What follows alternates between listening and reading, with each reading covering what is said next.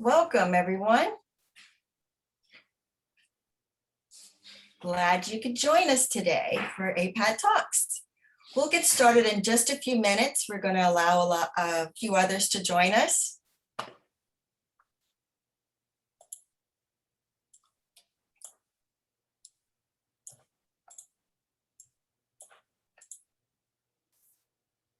Welcome, everyone.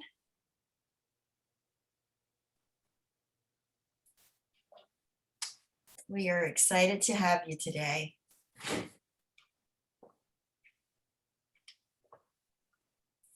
We're going to wait just about 30 more seconds and then for others to join us, and then we'll get going on today's talk.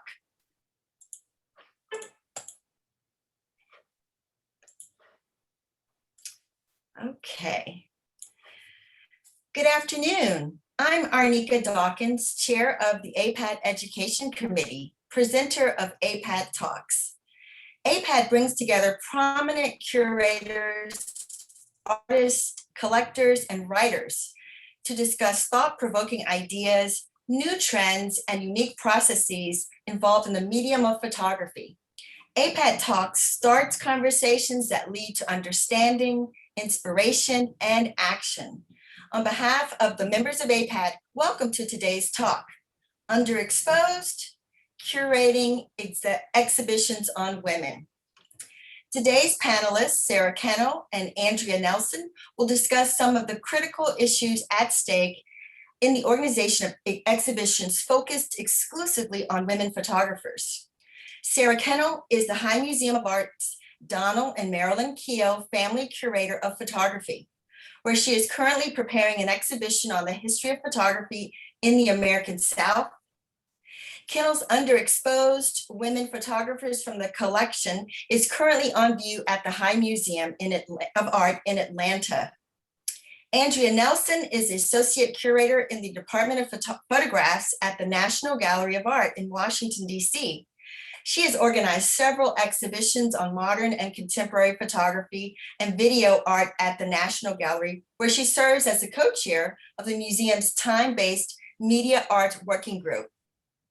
Nelson's upcoming exhibition, The New Women Behind the Camera, features more than 120 photographers and explores the breathtaking work made by women from around the world during the 1920s and 1950s.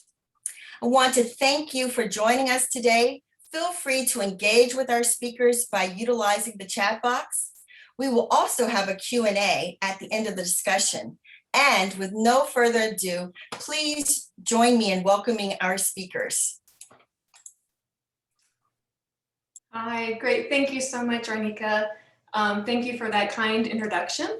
I want to express my gratitude to APAT, to Arnika Dawkins and Marcella Brandamarti for the invitation to participate in today's talks. I'm thrilled to be here with Sarah and really so glad that all of you could join us. Many thanks to Roland and Nicole for assisting with the webinar. And today, Sarah and I will briefly introduce our exhibitions and we'll engage in a short conversation. And then after that, we'll answer questions from the audience. So as Arnika explained, the upcoming exhibition, The New Woman Behind the Camera, examines women photographers from around the world during the 1920s to the 1950s. It features over 200 works by more than 120 international photographers and aims to advance new conversations about the history of modern photography and the efforts of women to gain creative agency and self-representation. The seeds of the exhibition actually connect to Sarah back when she was at the National Gallery and our shared interest in the work of Ilse Bing. The National Gallery has over 90 works by Bing. Many were given by the photographer and her estate in the early 1990s. Bing made important contributions to the field of photography, working almost exclusively with a 35mm handheld camera. And she's one of the few women photographers that the gallery has collected in depth.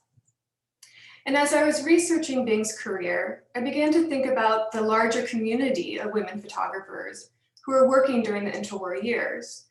And this was a time when more women were entering the field in greater numbers, at least in Europe and the United States. And I was also inspired by the New Woman International and Modern Girl Around the World research groups and publications. The scholarship both enriched and complicated my understanding of the new woman. She was truly a global phenomenon, and like photography itself, was announced in Europe, but was quickly adopted and transformed by different cultures around the globe. So I started to ask myself, did women photographers work in this space then between the projected ideas of the new woman as found in the mass media and the realities of lived experience for women? And who were the new women behind the camera in places like India, Japan, China, the Soviet Union, and elsewhere? What were the different cultural contexts that affected their careers? What encouragement did they receive from female-led networks? Did such networks even exist? So for me to think about women's contribution to modern photography is to rethink the canonical understanding of modern photography.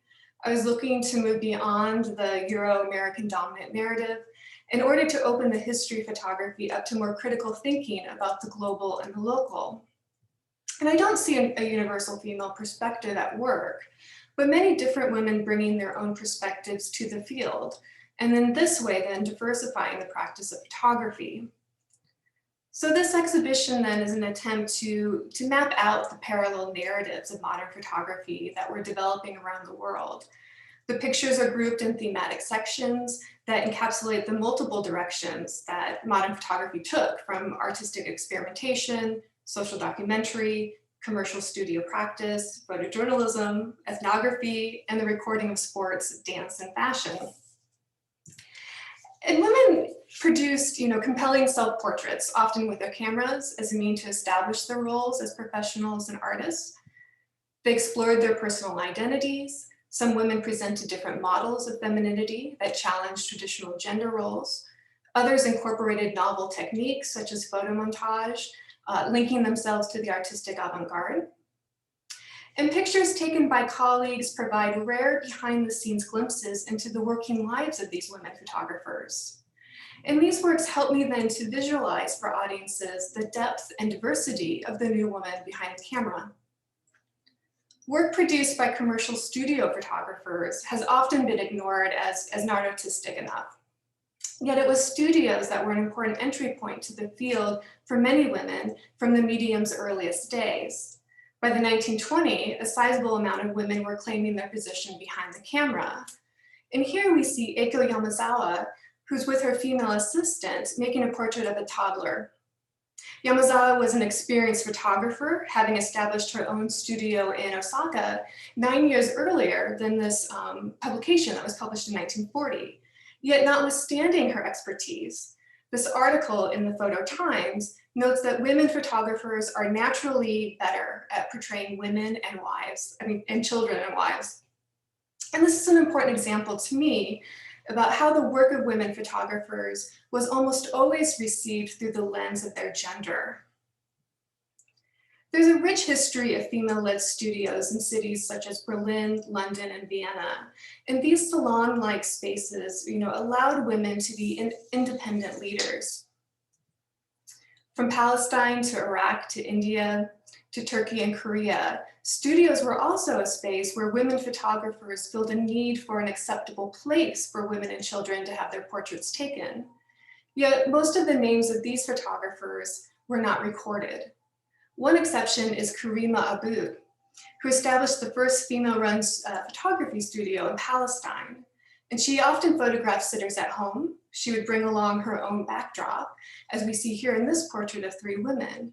And she also stamped her work with her name in Arabic and English. So the availability of smaller cameras, coupled with the increasing freedom to move around cities on their own, spurred a number of women photographers to explore beyond the studio walls. Women living and working in places such as New York and Paris, but they were also working in Mexico City, Sao Paulo, Tokyo, and Bombay. And here they photographed soaring architecture and encounters on the street that really provide us with a more nuanced picture of modernization. Women photographers were integral in developing a new visual language for seeing and experiencing the world. They used extreme close-ups, long exposure times, unconventional cropping and dizzying camera angles to present unfamiliar sights that called into question our normal viewing habits. Techniques such as photo montage and photograms were powerful means of expression. Inspired by the Japanese tradition of hand-torn collage and the work of Max Ernst, Toshiko Okonoe made highly imaginative pieces during a time of immense change in post-war Japan. Bernice Kalko's photogram evokes a visit to the hair salon, and to me, implicitly honors that symbolic liberation achieved by many new women who chose to cut their hair short. Creative exploration was central to the artistic flourishing of photography. It was employed by canonical figures such as Imogen Cunningham and Germaine Cruel, but also lesser known photographers such as Louise Davis, who taught dance and physical education at Hampton Institute, which is now Hampton College, a historically Black university in Virginia. Davis installed a home darkroom and produced enigmatic photograms as we see here. Anna Barna, her work was literally rediscovered under a bed in the New York apartment of Andre Kertész. And these two Hungarian-born artists first met in Paris, where this playful print of an onlooker was made. New concepts regarding health and sexuality and changing attitudes about movement and dress indicated that the body was a central concern of modernity, with striking implications for both women and men. Women photographers produced incisive visions of liberated bodies, including pioneering photographs of the nude and dance, often establishing relationships with women choreographers, as we see here between Morgan and Graham and Rudolph and Palooka. Numerous women pursued professional photographic careers during this time, and they traveled extensively for the first time, and this is beginning in the 1920s. Now, many women photographers from the United States and Europe took photographs that documented their experiences abroad in Africa, China, Afghanistan, and elsewhere, while others engaged in formal ethnographic projects that were supported by their home countries. So these works can shed light on the really complex relationship between photographer and subject. And several of these photographers produced sensitive portraits that celebrated cultural difference. And while gender may have afforded women photographers certain opportunities, say such as access to areas that were off limits to their male counterparts, it did not exempt some from producing views that were reinforced hierarchical concepts of race and ethnocentrism. During this period also, there was a growing fashion industry that generated unprecedented demand for photographs, and lavishly illustrated journals provided employment opportunities, allowing women to emerge as key players in the profession. Fashion photography defined the new woman, and also cultivated taste of newly empowered female consumers. And in this environment that was driven by commercial pressures, women photographers also found a mode of photography that encouraged experimentation and individual expression. Working in post-war Japan, Tsuneko Sasimoto wanted to focus on a more uplifting topic. And so she organized an exhibition of her fashion photography titled Living New Look. At left is one of her pictures featuring a model of mixed ethnicity, which was unusual in Japan at the time. So during this period of the 1920s to 1950s, it was one of worldwide economic instability and political extremes, and numerous women produced arresting images of the human condition. Whether hired by government agencies or working independently, women contributed profoundly to the visual record of the Depression and the events leading up to and following World War II. The rise of the picture press, of course, established photojournalism as a dominant form of communication, and women photographers expanded the reach and influence of the medium with their visions of a complex and rapidly modernizing world. During the war, women were often received the so-called soft assignments, but some worked and even lost their lives close to the front lines. And these devastating images, including of recently liberated concentration camps, like those by Lee Miller and Margaret Burke White gave way to the difficulties of the post-war era, as recorded by Homai Veravala in India and Sasimoto in Japan.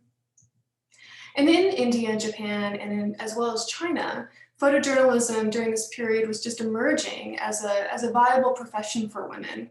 And one remarkable example is the photography by Nu Weiyu, who had a long career working for the major news agencies in the newly formed People's Republic of China. So this was just a quick overview of the exhibition, and I would like to hand it off to Sarah. Thank you so much, Andrea. I echo Andrea's thanks to everybody in the beginning. And I think you can advance to the next slide. Unlike Andrea's show, which is a really research-based exhibition drawing loans from all over the world, Underexposed focuses on the High's collection, and the impetus exhibition, which covers essentially about 120 years of photography, although we do have a few 19th century pieces in it. The exhibition really had a couple different inspirations. One was when I arrived at the High a couple of years ago, I was aware of what so many of my colleagues, including Andrea, were doing in honor of the 100th anniversary of the passage of the 19th Amendment, granting women, or at least most women, some women, the right to vote in the United States. And so I asked my colleagues, so what is the High doing? And there was sort of a look of collective, oops. I think because my colleagues had just come off a major reinstallation, and so hadn't really thought, about the future. But it was also a really great opportunity for me to get to know the collection a bit better. The title Underexposed, of course, is, it's a silly photo joke on the one hand, but it's also a commentary, on the visibility of women in photography and in the art world. And then thirdly, it is also part of an institutional critique, and we'll talk a little bit more about that later. But the other exercise I did when I came to the High was, look at the demographics of the collection, look at the exhibition history. And I noticed an interesting disjunction. 26% of the makers in the High's collection are women, but fewer than 9% of the exhibitions, the monographic exhibitions in the last 20 years were devoted to female photographers. So that's really the impetus for the exhibition. You can advance to the next slide. But then, the question that my co-curator, Maria Kelly, and I had was, how do you organize an exhibition of women photographers? Do we take a time period like Andrea has done and focus on this historical moment? It's a little bit more challenging to do that from our collection, so what shape do we give it? And we really responded to the works in our collection to develop 5 different approaches in which we ask the question or pose the question of how gender shapes maybe the production or the reception of a work of art. And the first part of our exhibition is in many ways an overlap with Andrea's entire show. You can go to the next slide.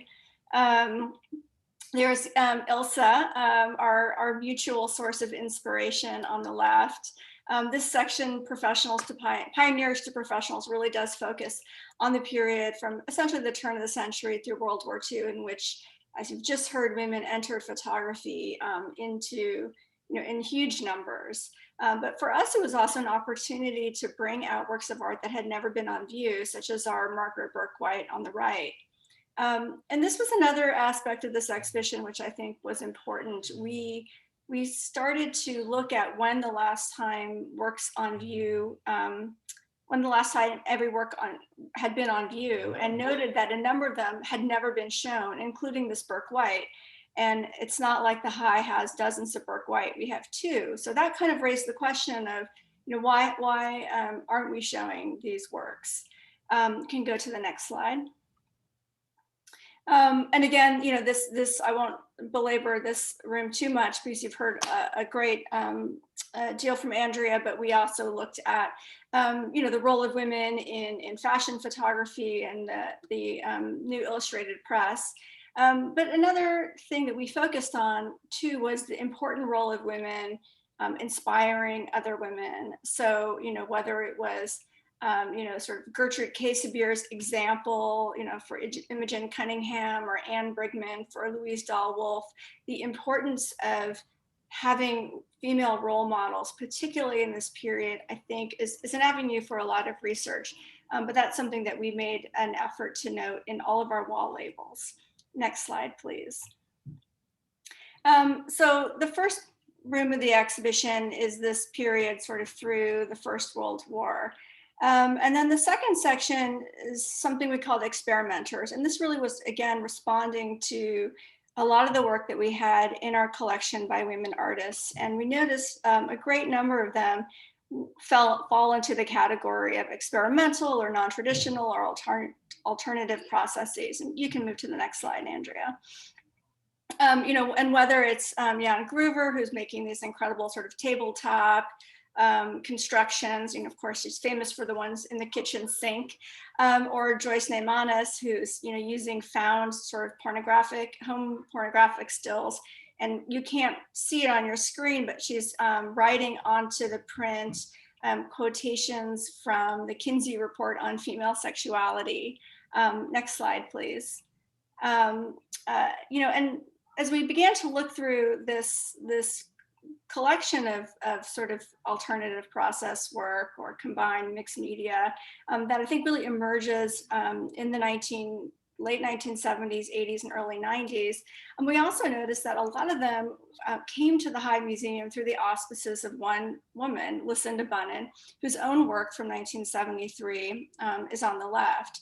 And, you know, I think it's really important for us to think about how collections are formed, right? And who's forming them. And, you know, Lucinda Bunnan has been a great supporter of the High as well as an artist.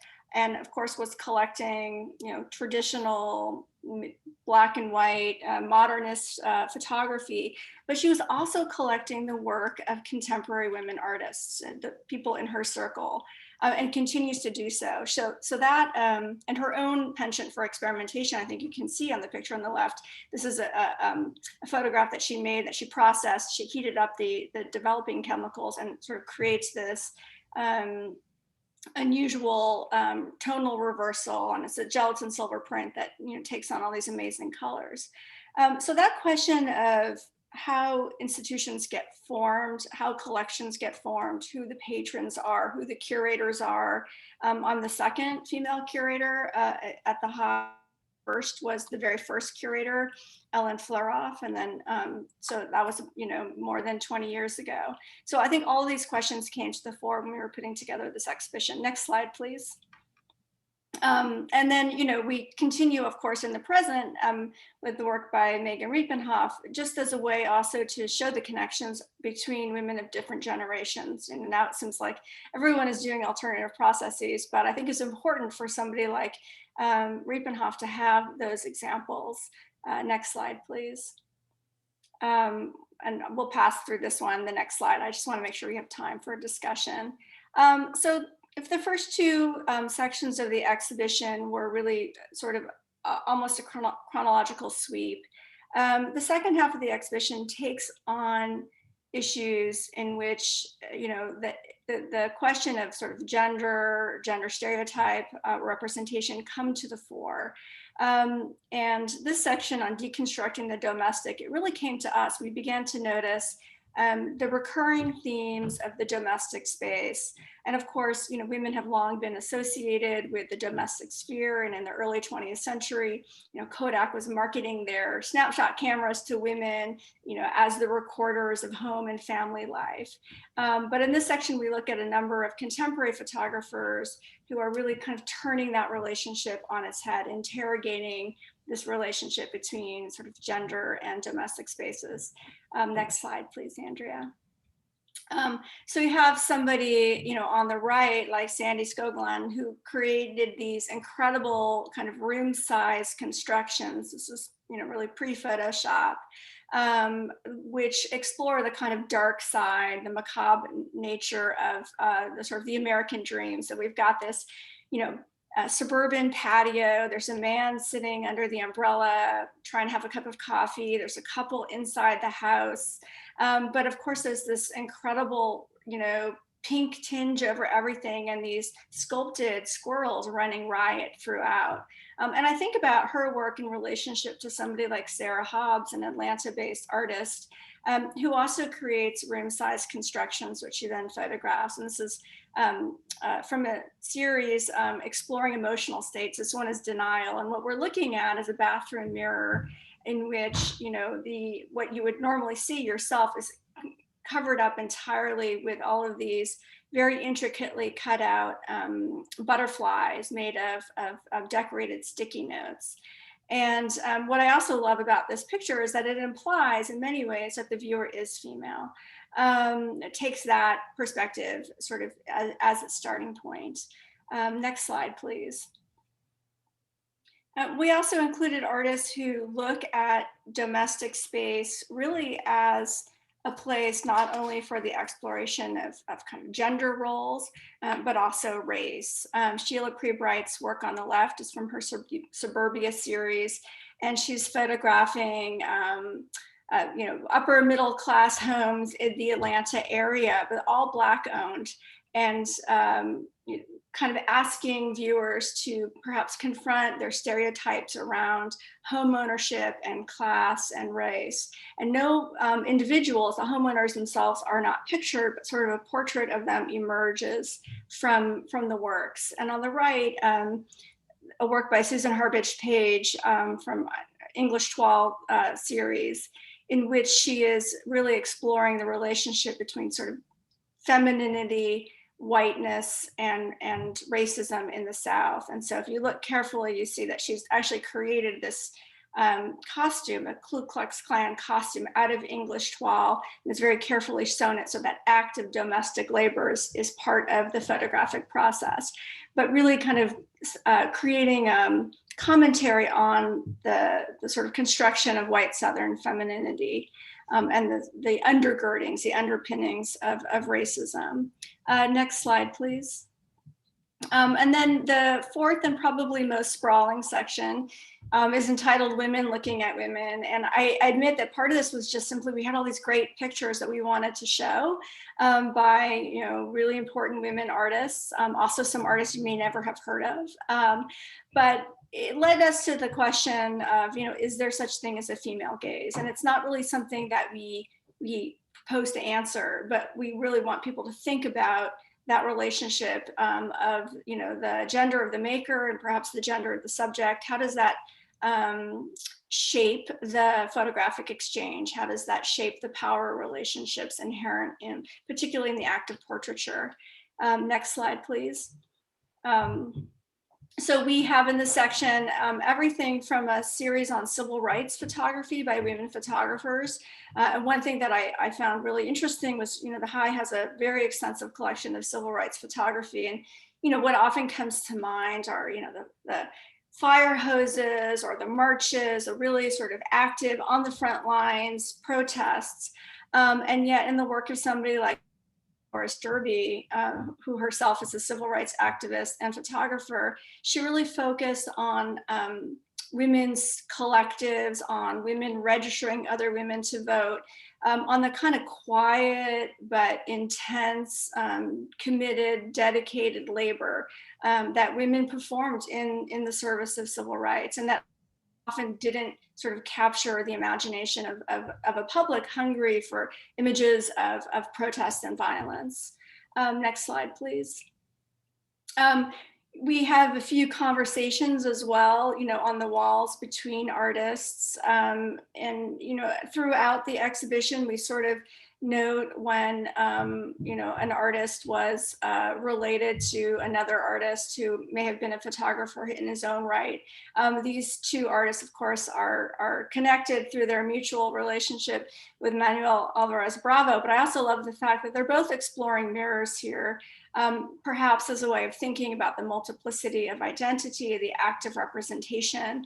But Iturbide's Portrait of Magnolias brings in another issue, one that we sort of would like to open up for discussion, which is even the categorization of the notion of or the term woman. Iturbide's Portrait of Magnolia is a portrait of somebody who is considered third sex in Mexico. And that raised for us the question of, you know, can the term woman photography be an exclusive or an inclusive one? Next slide, please. And of course, you know, throughout the exhibition, we have portraits, you know, of sort of feminine intimacy, the kind of importance of friendship and female relationships, you know, in the work of somebody like Nan Goldin. Next slide, please. But we also have are exploring sort of women looking at men, looking at women. So the kind of the meta gaze in this section. Next slide, please.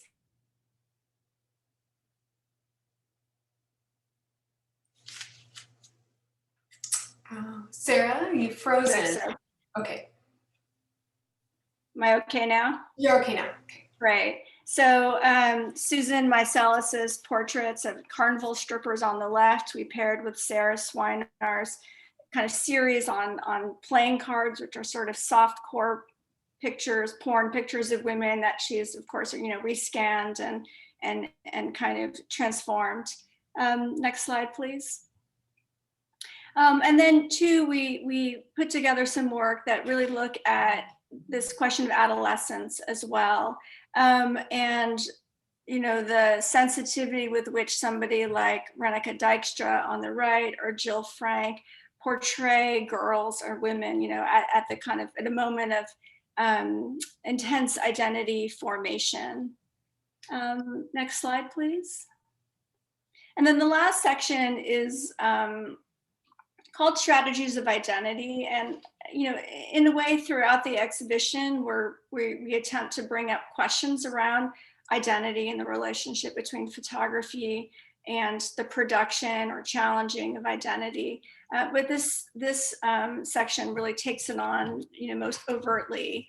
And it begins with the work of somebody like Cindy Sherman, who, of course, you know, in many ways launched a movement of kind of self-portraiture as a strategy for deconstructing notions around gender, you know, by dressing herself up as all sorts of Hollywood stock characters, really undermining the notion of stable identity. You know, or Judy Dater, who is photographing herself on a series of trips, you know, in national parks in the West, but, you know, this is not an Ansel Adams heroic landscape. She's showing herself like incredibly vulnerable, you know, against this long, empty road. Next slide, please. One aspect of the exhibition that I think has made it really appealing to Atlanta audiences as well, though, is that we've included a number of works by artists with Atlanta connections, including Nancy Floyd, who has been making a photograph of herself nearly every day for actually now more than 40 years. And what you're looking at is a compilation, a grid piece of some of her favorites between the period 1983 and 2015. Of course, many of you are probably familiar with Nicholas Nixon's series of the Brown sisters.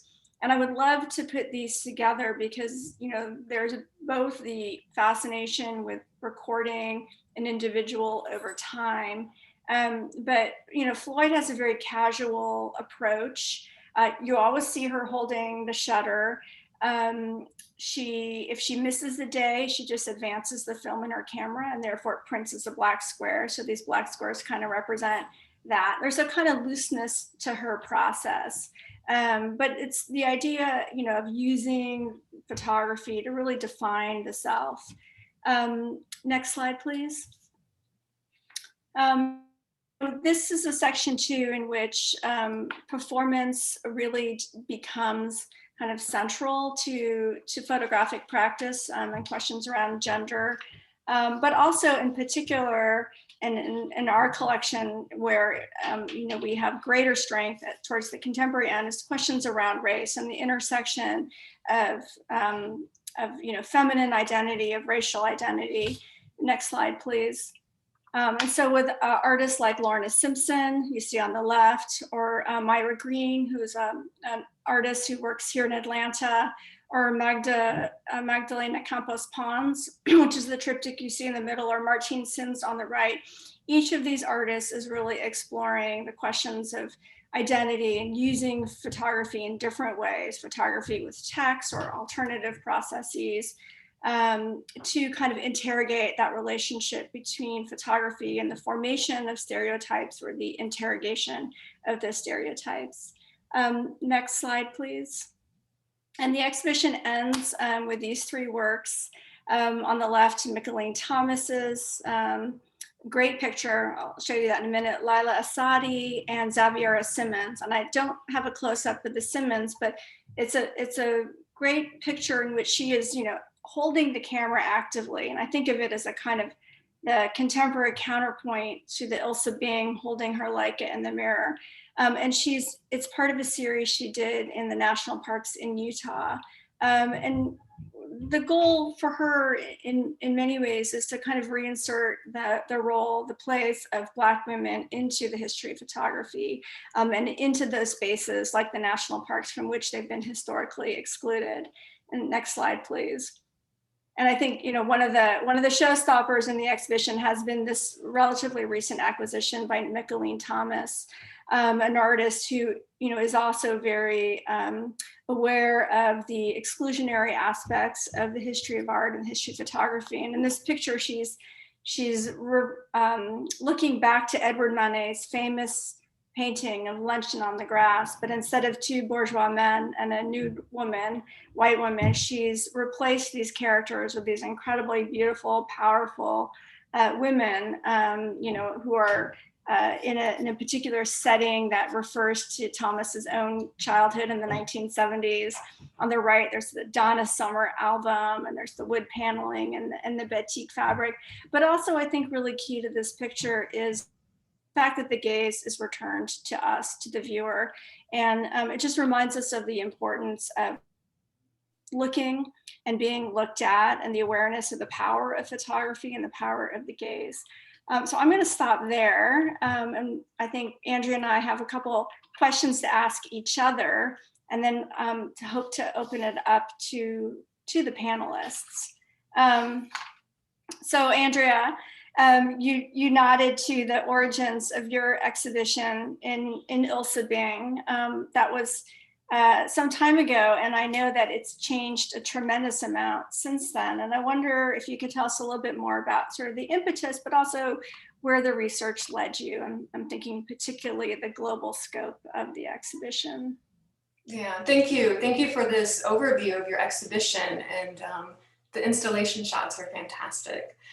Well, it's interesting to think about this now, because you're right. I mean, we started talking about this way back in sort of 2012, 2013, and I started, you know, researching this larger exhibition that I was thinking about in 2014.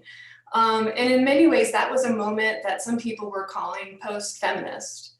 And as I was doing my research, and you know, the show was opening up sort of, I think, a bigger, larger can of worms, you know, here comes a couple of years later, it's 2016, and the pendulum has swung the other way. But really, you know, part of thinking about this larger story was first looking at some of the other larger thematic shows on women photographers, you know, and I was looking back at, you know, Ute Elskidsen's women photographers in the Weimar Republic, Naomi Rosenblum and Barbara Tannenbaum's History of Women Photographers. And these were two shows in the 1990s. They had, you know, really important catalogs. And, you know, in some ways it felt like, well, there's just this whole new generation of audiences that haven't seen this work. And it felt like to me that a thematic show was needed. And of course, as I was doing this, I learned about the really wonderful show put on by the Musée d'Orsay, Who's Afraid of Women Photographers? And this was on view in 2015 in Paris. And I think that really pushed me to think about, well, what do I want to do with this topic, and what's my thesis in a way. And that really pushed me to think about this global conversation. But I did think, carefully about doing a show within the framework of gender, of women.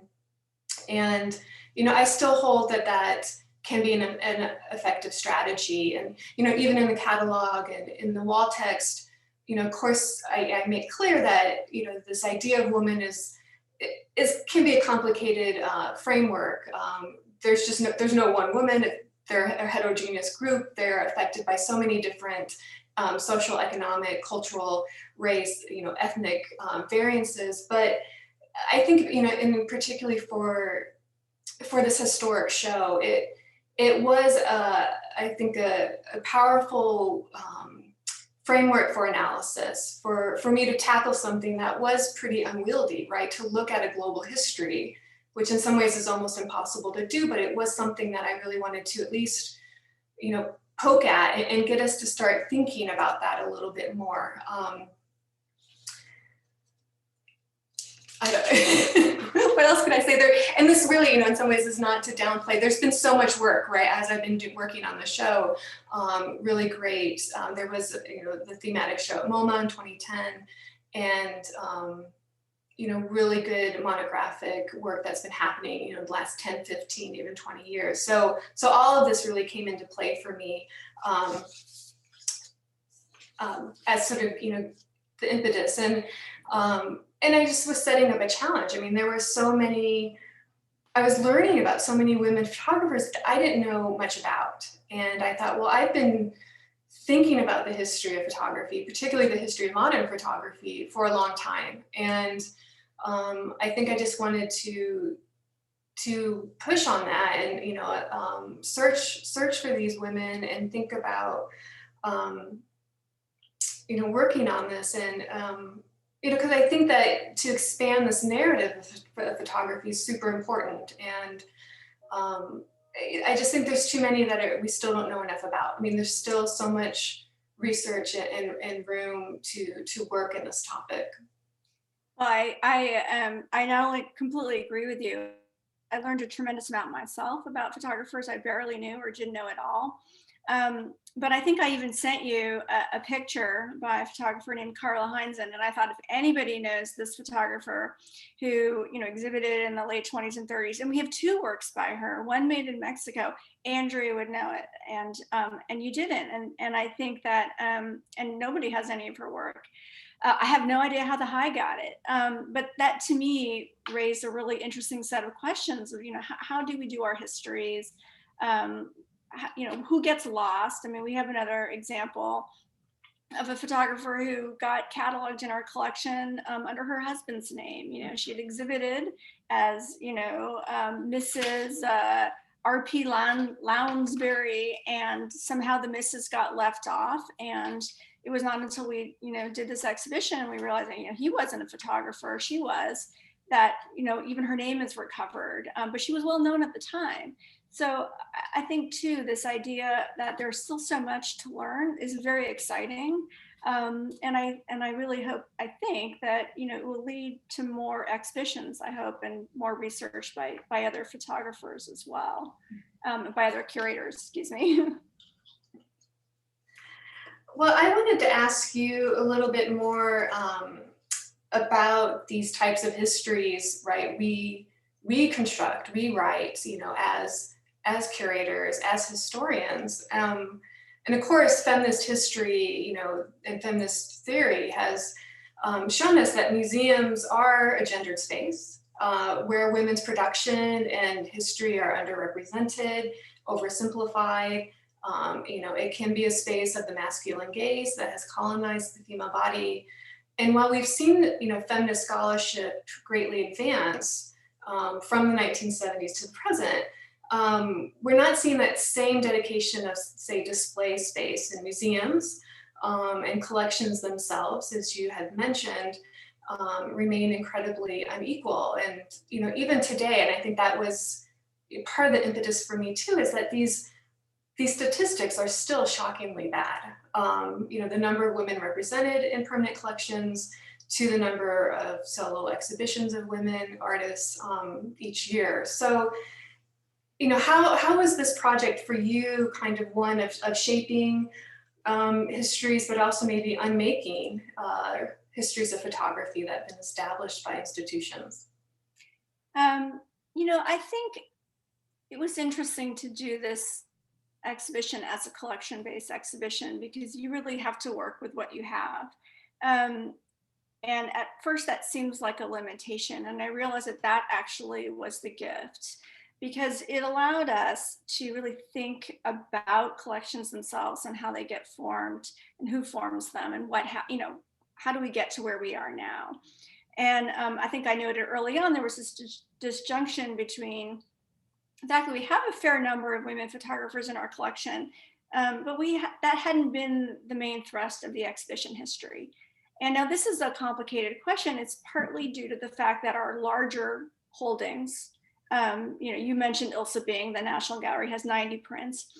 Almost all of our large holdings of photographs, you know, single artist holdings are men. And that's a whole other question of, you know, how do they build the careers and the holdings and get the dealers and the donors, you know, to support the fact that institutions now have, you know, 500 Eugenia Jays or, you know, 100 Walker Evans. So, you know, because the High had these large holdings by male artists, that really drove the exhibition history in many cases to have monographic exhibitions on these male artists. And in a way, you know, we have not been able to do those major monographic shows on women artists from the collection. There is one that will be happening in about a year and a half on Evelyn Hofer. We have about 35 works by her now in the collection. So for me, I think it really made me think about, you know, my responsibility as a curator, you know, informing collections and in accepting donations and thinking about also what that will drive in the future, about really trying to acquire larger bodies of work by women so that they don't end up just in group shows like this, but also are the subjects of bigger exhibitions. But the other thing we did in this show that was a little different was that we have a wall label or text label for every single artist, which is quite unusual. I think our interpretation, you know, our head of interpretation was about to, you know, die because it was so much information, but we really felt that it was important that we didn't make those distinctions between this artist is important and this one isn't. You know, for this show, the idea was that, you know, everybody has a story to tell, and that, you know, all of these works were worthy of being on the walls and in conversations with each other. So that was the second decision we made that I think, you know, pushes a bit against these kind of institutional norms about text and who gets a text and who doesn't. And then the third thing we did was that we put an asterisk on at the High, we put the accession number on the label so you can actually see when it came in to the collection. And then we put an asterisk next to every accession number in which we could not find any indication that it had been exhibited since 2000, which is when we started keeping digital records. So the idea being of underexposure, you know, really being made, sort of being laid bare for the viewer. So I think, you know, for me, there was a tremendous pleasure in discovering a lot of work by artists I didn't know, by bringing in more local artists in dialogue with national artists, but it was also thinking about institutional practices and how we can just change some of those habits that we have all, you know, been trained in to kind of tell different histories. And so, and I guess, you know, that also leads me, I didn't do a lot of art research for this show, but then that leads me to ask you, you know, how did you do all that? And, you know, if museums don't have the major archives of the artists that you're looking for, if there's not even estates to kind of keep the work together and to support it and to place it somewhere? Like, what were some of the challenges in doing that kind of research? Yeah. No, I was just going to say that, you know, I'm dealing a lot with what you were dealing with, in the sense of, you know, my show. In thinking about it, I thought about how could I make it really come from the collection. And, you know, we definitely couldn't tell the global history through the collection. And so I did need to reach out and do more research and get, you know, apply for loans. But I did, though, through this process, you know, and in the Department of Photographs, we ended up acquiring a lot of work and really, increase the amount of women photographers now in the permanent collection. There are about 75 works from the collection, and including the library's collection. And many of these were, new acquisitions, and also new photographers who had never been represented in the collection before. But there were definitely a lot of challenges, and just to think about, well,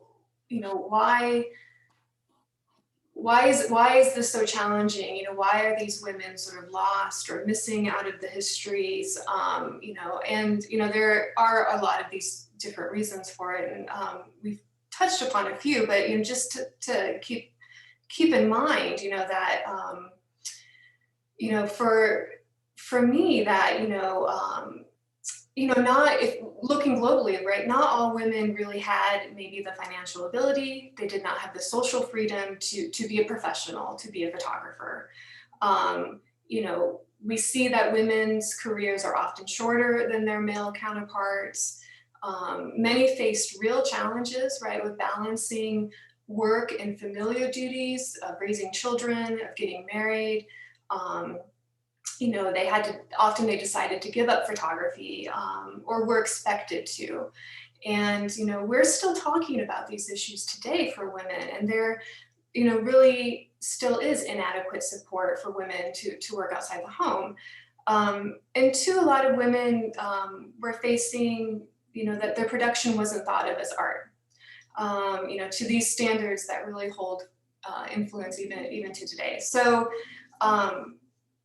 there are a lot of these challenges, and it makes it very hard to find work. But I will say that women were participating in photography, right? Their works can be found in publications and exhibitions of the time. They were running commercial studios. They, were participating in the development of photo agencies. They were writing about photography. And so I think, this engagement, of course, hasn't been matched by art historical research or recognition, but these are some of the places to start.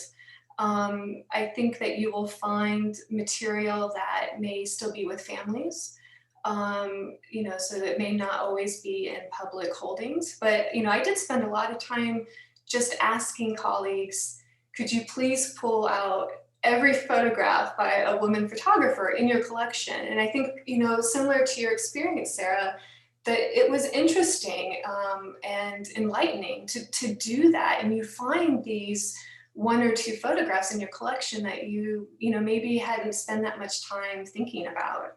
And two, trying to reach out and find work with families, maybe outside of the established archives. I think too is an important way to maybe start building up great relationships with individuals and communities that have been previously marginalized by the field, by museum institutions. So and then two, for this type of project that's taking such a wide scope, I depended on the work of specialists. And, there's just been a lot of great work done in the last 10, 15 years. And so for me, it was tracking some of the actual, extant photographs and developing then this conversation about modern photography. Andrea, I know we were going to talk more about kind of the studio, but we're hitting close to our time. And I was just starting to answer some of the questions. We got some great questions in. So I'm going to stop our sharing. Yeah, I just thought maybe questions from let's see if it pulled back up here. David Mahoney, hi David, is, how are these two shows changed the collecting and exhibition strategies at your respective institutions? So I can start off by saying that, this is actually part of a longer trajectory at the High. I came into an institution that was already really committed to being much more inclusive in all ways, with exhibitions and with acquisitions. Pretty much almost all of the work that the photography department has acquired through purchase, which is that we are intending to collect this, we raise the money to do it, has been work by women or artists of color, I think, in the last couple of years. And, that really is part of a kind of, like we're all doing a course correction in a way.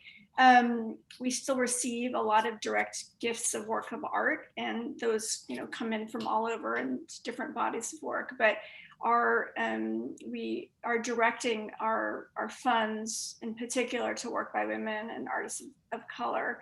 And I would say the same thing for the exhibition strategies. Underexposed is one example, but the High will be presenting a show, a monographic show on Evelyn Hofer, a terrific photographer.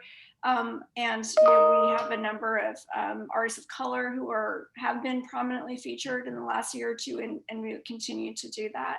And I think everybody's on board. There's such enthusiasm for this exhibition, and we have so many supporters of women artists and so many women supporters at the High that, it really is kind of a perfect moment to open this show. So I'll have you answer that now, Andrea. Well, I mean, I think, we're definitely, focusing on a lot of those same issues. And really we have been. I think, my thinking about women photographers and developing this show was really in tandem with a lot of research that was being done internally on the collecting of women artists at the National Gallery, and thinking about that history. And we're hoping that information will be put on the public website so we can share that with larger audiences. But we've been really thinking about expanding our collection, diversifying our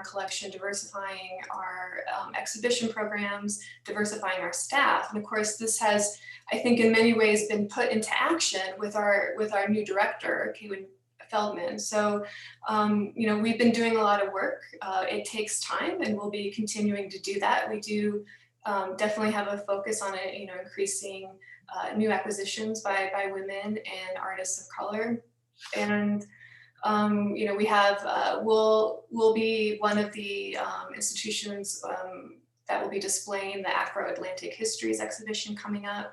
And we're really excited to have John Quincy Smith come in and actually curate a show of Native American artists, and that will be in 2022. So we're really looking forward to that, and more exciting projects on the horizon. So I have a question for you, which is, in thinking about not just what you're collecting and exhibiting, but also has this show changed the way that you write, or that you kind of think about how to present works of art? I mean, it certainly has for me, and that I'm wondering like how in fact, our own curatorial practice changes, not just by changing the objects or changing the artists, but really even how we conceive of our relationship to our work.